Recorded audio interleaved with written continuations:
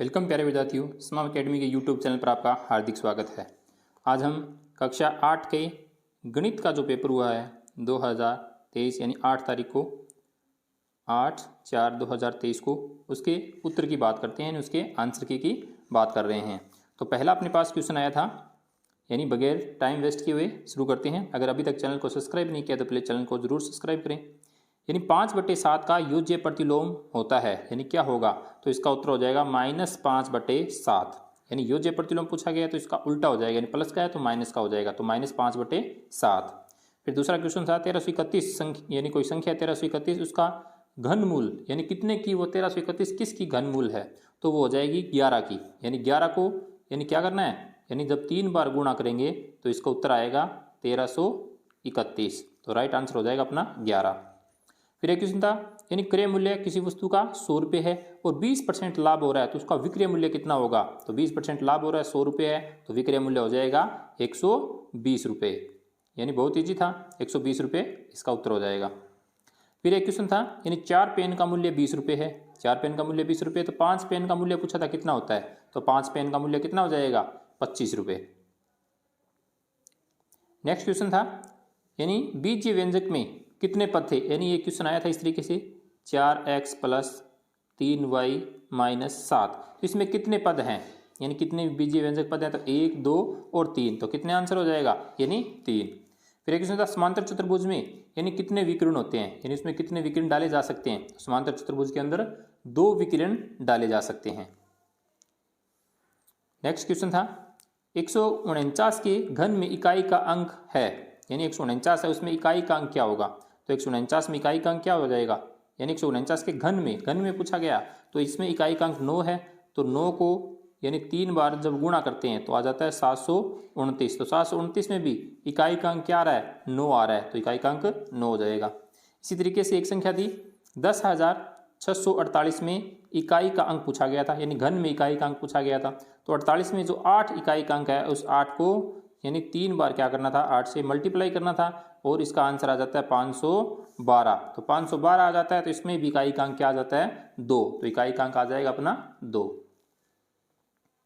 Next question था, यानी एक समबाहुभुज में भुजाओं की संख्या, यानी आपको दे रखी थी, यानी कितनी पूछा गया था, कितनी भुजाओं की संख्या होगी जिसमें कि प्रत्येक कोण 60 डिग्री का हो, यानी प्रत्येक कोण कितने डिग्री का हो, 60 डिग्री का हो। तो समबाहुभुज में टोटल 360 डिग्री का होता है, तो 360 में जब 60 का भाग देंगे तो भुजाएं आ जाएगी अपने पास 6 भुजाएं, तो एक समबाहुभुज में भुजाओं की संख्या कितनी है, 6 होगी।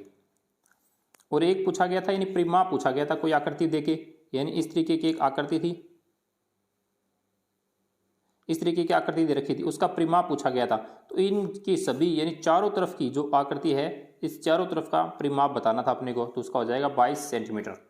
कितना हो जाएगा, 22 सेंटीमीटर। एक क्वेश्चन था, यानी कोई एक यानी 5 सफ़ेद रंग की गेंद है और 3 पीले रंग की गेंद है, यानी टोटल कितनी होगी, 8 गेंदें होगी, तो उसमें पूछा गया था यानी पीले रंग की प्राथमिकता क्या होगी, यानी पीले रंग की प्राथमिकता अगर किसी बैग के अंदर कोई हाथ डाले और उसमें से बॉल निकालनी है अपने को, तो उसमें पीले रंग की प्राथमिकता क्या होगी, तो हो जाएगी 3/8, यानी पीले रंग का पूछा है, टोटल 8 है, तो पीले रंग का पूछा है तो 3/8। नेक्स्ट क्वेश्चन था 87, यानी 129 का व्यापक रूप देकर रखा था, यानी ऐसे 100 × 9 इस तरीके से, तो व्यापक रूप दे रखा था, तो 129 का ये व्यापक रूप गलत था, तो यहाँ पे हो जाएगा असत्य। नेक्स्ट था 24x 3 से विभाज्य है, तो 0, 3, 6, 9 में से इसमें विभाज्य है या नहीं है, तो इससे विभाज्य है, यानी सत्य है। 10 से विभाजित हो तो 2 और 5 से विभाजित होगी, यानी जो संख्या 10 से विभाजित होती है वो 2 और 5 से विभाजित होती है, तो ये भी क्या था, सत्य था। 955 में इकाई और दहाई का अंक चेंज करने पे यानी संख्या में कोई बदलाव होगा, तो यानी ये भी क्या था, यानी असत्य था, यानी बदलाव नहीं होगा। फिर नेक्स्ट क्वेश्चन, यानी इस रिक्त स्थान था, यानी त्रिभुज के तीनों कोणों का योग होता है, जो त्रिभुज के जो अंतःकोण होते हैं उनके तीनों का योग कितना होता है, 180 डिग्री होता है, तो उसमें अपने को 180 डिग्री लिखना था। समांतर चतुर्भुज की सम्मुख भुजाएं क्या होती है, समान होती है, तो यहाँ पे अपने को समान लिखना था। पतंग की आकृति किस प्रकार की होती है, तो चतुर्भुज की आकृति का होता है पतंग है। एक आयत यानी कैसा होता है, यानी उत्तल होता है, एक आयत उत्तल होता है, तो इसका आंसर था उत्तल। नेक्स्ट है एक कागज़ की मोटाई से संबंधित क्वेश्चन था, यानी कागज़ की मोटाई है 0.08 mm है, तो 125 कागज़ों की एक कॉपी बनानी हो तो उस तरीके से उस कागज़ की यानी उस तरीके से बताना था। तो 125 गुणा 0.08 को जब गुणा करेंगे तो इसका आंसर आ जाएगा 10। एक क्वेश्चन था चक्रवर्ती ब्याज से संबंधित, यानी एक व्यक्ति है जो किसी बैंक से यानी क्या लेता है 10,000 रुपये यानी उधार लेता है, तो उसका चक्रवर्ती ब्याज संबंधी था। यानी अब पूछा गया था यानी राधे श्याम का मूलधन कितना है, तो मूलधन उसने बैंक से कितना लिया था 10,000 रुपये लिया था, उसने 3 वर्ष के लिए लिया था, वो 3 वर्ष में वह नहीं चुका पाता है तो चौथे वर्ष का ब्याज पूछा था, यानी चौथे वर्ष में उसको कितना ब्याज चुकाना पड़ेगा, तो उसको चौथे वर्ष में है 4,641 रुपये चुकाने पड़ेंगे। और एक पूछा गया था कुल राशि, यानी बैंक में उसको कुल राशि कितनी जमा करानी पड़ेगी, तो इन दोनों को जोड़कर क्या करना था, इन दोनों को जोड़ना था और फिर वो बैंक में जमा कराएगा, यानी 14,641 रुपये उसको बैंक में जमा करानी है। तो ये क्वेश्चन यानी इस तरीके से होगा 10,000 गुणा यानी 10% था 110/100, 2 जीरो से 2 जीरो काटेंगे तो यहाँ आ जाएगा 11,000, यानी ये 1 साल का था। अब इसी तरीके से दूसरे साल का निकालेंगे तो 110/100, यानी कुछ हद तक तो आपके उस पेपर में ये क्वेश्चन किया हुआ था। तो आपको सिर्फ ये चौथे वर्ष का ब्याज बताना था और दोनों को मूलधन और ब्याज को जोड़कर यानी कितनी रकम उसको चुकता करनी है वो बताना था।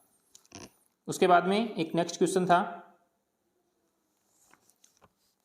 कि 24 बच्चों को, यानी एक क्वेश्चन था कि 24 बच्चों को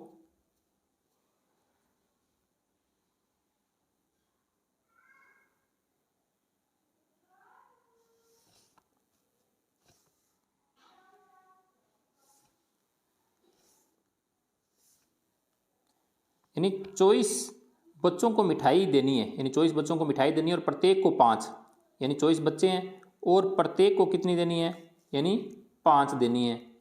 तो वो कह रहा है कि टोटल 24 5 देनी है तो कितनी उसके पास मिठाइयाँ होंगी, टोटल 120 होगी, और अगर तो 120 होगी, और वो कह रहा है कि उसमें से 4 बच्चे ले नहीं रहे हैं तो कितने बच्चे बच गए, यानी 20 बच्चे बच गए। अब 20 बच्चों को ये 120 जो है मिठाई देनी है तो किस प्रकार देंगे, 120/20 यानी कितने का भाग जा रहा है 6, तो प्रत्येक बच्चे को 6 मिठाई देंगे। अब क्या लिखना है यहाँ पे कि प्रत्येक बच्चे को यानी कितनी कितनी मिठाइयाँ देंगे, 6 मिठाइयाँ देंगे। फिर एक नेक्स्ट क्वेश्चन था यानी ग्राफ से संबंधित था, तो उस ग्राफ में आपको ऊपर घंटे दे रखे थे 1 2 3 4 और नीचे किलोमीटर दे रखे थे 20 40 60 और 80। तो आपको ये ग्राफ यानी इस तरीके से बनाना था, जैसे इस पे आपको यानी निशान लगाने थे, जैसे 1 2 3 4, यानी 1 2 3 4 यहाँ पे लिखना था आपको घंटे, और इधर लगाना था 20 40 60 और 80, यानी 20 40 60 और 80।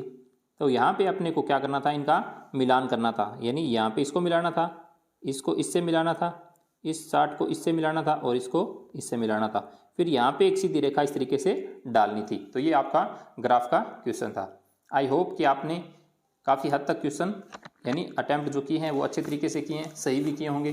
तो आप अपनी आंसर की इस उत्तर कुंजी से मिलान कर लें। Thank you.